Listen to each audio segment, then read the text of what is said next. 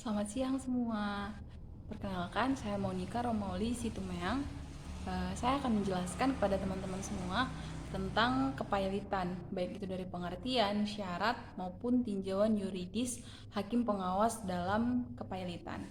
Baiklah, yang pertama itu pengertian dari pailit. Pengertian dari pailit atau bangkrut adalah keadaan di mana seseorang yang oleh suatu pengadilan dinyatakan bangkrut dan yang aktifannya atau warisannya telah diperuntukkan untuk membayar hutang-hutangnya. Sedangkan kepailitan menurut Undang-Undang Kepailitan diartikan sebagai sita umum atas semua kekayaan debitor pailit yang pengurusan dan pemberesannya dilakukan oleh kurator di bawah pengawasan hakim pengawas sebagaimana diatur di dalam Undang-Undang Kepailitan. Nah, di sini saya akan bahas juga mengenai dasar hukum kepailitan. Itu terdapat di dalam Pasal 1 Angka 1 Undang-Undang Nomor 37 Tahun 2004 tentang kepailitan dan penundaan kewajiban pembayaran utang yang biasa disebut Undang-Undang Kepailitan. Pengaturan tentang kepailitan dapat juga ditemukan di dalam pasal 1131 sampai dengan pasal 1134 Kitab Undang-Undang Hukum Perdata. Baiklah, selanjutnya saya akan menjelaskan mengenai tinjauan yuridis mengenai tugas hakim pengawas di dalam kepailitan. Nah, tugas hakim pengawas. Dalam suatu kepailitan, kurator mempunyai tugas utama, yaitu melakukan pengurusan dan pemberesan harta pailit. Dalam pasal 65 Undang-Undang Kepailitan dinyatakan bahwa hakim pengawas mengawasi pengurusan dan pemberesan harta pailit.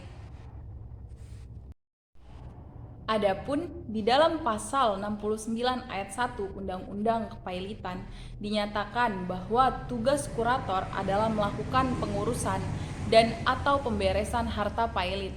Nah, tugas hakim pengawas di sini ditunjuk oleh pengadilan melalui putusan pernyataan pailit yang terdapat di dalam pasal 15 ayat 1 Undang-Undang Kepailitan. Selanjutnya saya akan menjelaskan mengenai bentuk-bentuk pengawasan oleh hakim pengawas. Yang pertama itu ada perizinan oleh hakim pengawas kepada kurator. Nah, yang kedua itu ada penetapan dari hakim pengawas. Yang ketiga itu ada persetujuan dari hakim pengawas. Dan yang keempat ada pemberian usul oleh hakim pengawas. Dan yang terakhir itu ada pemberian perintah oleh hakim pengawas.